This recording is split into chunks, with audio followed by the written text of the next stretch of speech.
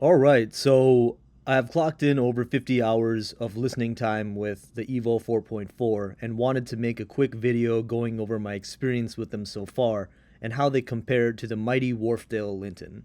To start off, let's talk about price. I bought my pair from Music Direct for $14.99 plus free shipping. That itself was a good enough reason for me to pull the trigger on purchasing them, and since the Evo 4.4 and the Evo series are being discontinued, I jumped on it real quick. Now let's talk about technical accuracy versus in-room enjoyment.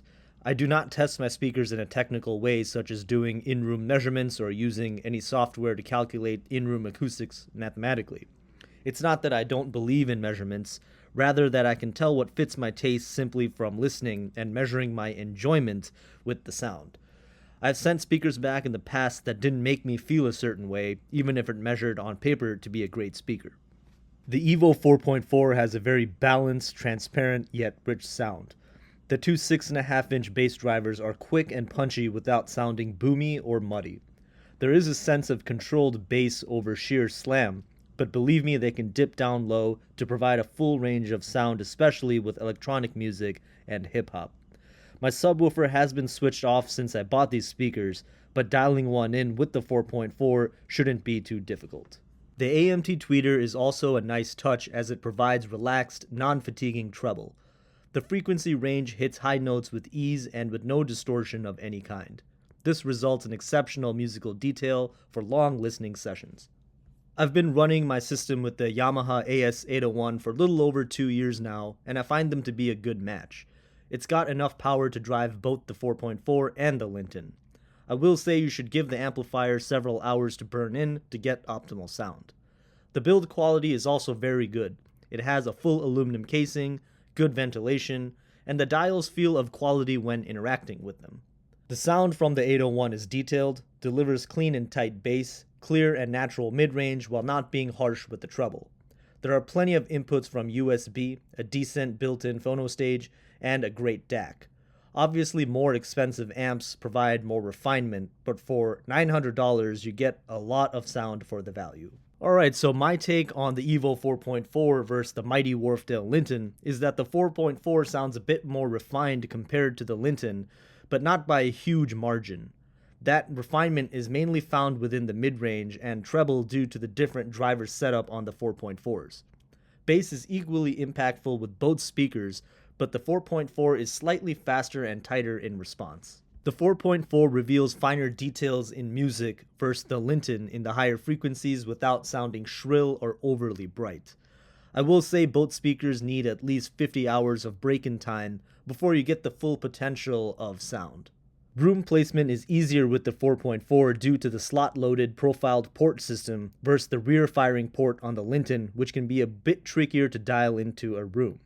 Too close to the wall and the bass can be boomy, and too far away it will sound lean without any bass weight. I placed the Evo where my Linton were, and I did not have any issues with bass loading or any kind of lean sound in my room.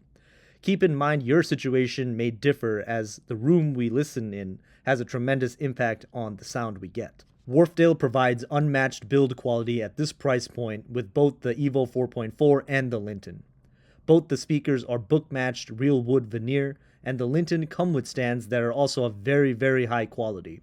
No cheap plastics are used, and the whole stand is made from metal and real wood. Oh, and one cool thing to note is that the Evo 4.4 share some of the same technology and design cues from the flagship Elysian line. Now, I really don't have too many negative things to say about the Evo 4.4. The driver size says that it's 6.5 inches, but when I measured it, it's something more so like 5 inches or something. I'll put a picture up. The speakers weigh 56 pounds each, so it can be hard to move around the house without any help. So if you live alone or you live up a bunch of stairs, that's something to note. Otherwise, at $1,500 for the pair, there really isn't much to complain about. If you expect $10,000 performance from these, then I guess the complaint is more so on your end, not really with the speakers. And to quickly touch on some of the downsides with the Linton, similar to the Evo 4.4, I don't have that many negative things to say. Besides the treble being rolled off, which doesn't really bother me, I can't find anything to complain about with speakers costing me $1,500 with high quality stands included. If you don't like the crossover in the Linton, get the Super Linton. But I wonder if regular Linton owners will upgrade to the Super Linton. I personally will not, as I don't see much of a true upgrade for the money. Alright, and that wraps up this video and my take on the Wharfedale Evo 4.4. If you're on the fence with purchasing these speakers, I would say grab a pair before they go out of stock. And with the current ongoing tariffs, we may not see amazing value like this again. I hope some of the info was useful, and I do take time to reply to most of the questions and comments left on my videos.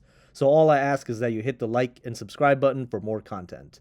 None of the brands mentioned pay me or give me anything for free. Thank you all for watching, and I'll catch you in the next one.